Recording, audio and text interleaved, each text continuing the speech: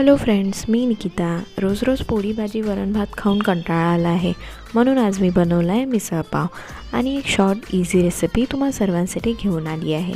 कालच मी मोठ भिजायला टाकून त्याला कोंब काढून घेतले. मिसळ पाव बनवायचं होतं म्हणून छान कांदा खोबरं भाजून घेतलं, भरपूर लसूण घातलं आणि पेस्ट काढून घेतली. मोठ एकीकडे थोडी शिजवून घेतली. मग पेस्ट फोडणीत घातली आणि बेसिक स्पाइसेस घातले. मग गोडा मसाला घातला. मिसळला एक कोल्हापुरी टेस्ट येईल म्हणून मस्त कुक होऊ दिलं आणि मग स्प्राउट्स घालून उकळी काढून घेतली.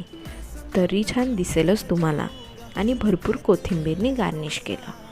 पाव बटरमध्ये भाजून घेतले आणि बारीक कांदा, टोमॅटो आणि फरसाणसोबत सर्व केलं. तुम्ही पण ही इझी कमी साहित्य यूज करून बनवलेली रेसिपी ट्राय करू शकता.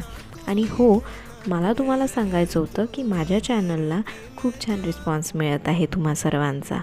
असाच रिस्पॉन्स देत राहा आणि मला रेसिपीज कॉमेंट सेक्शनमध्ये शेअर करत राहा.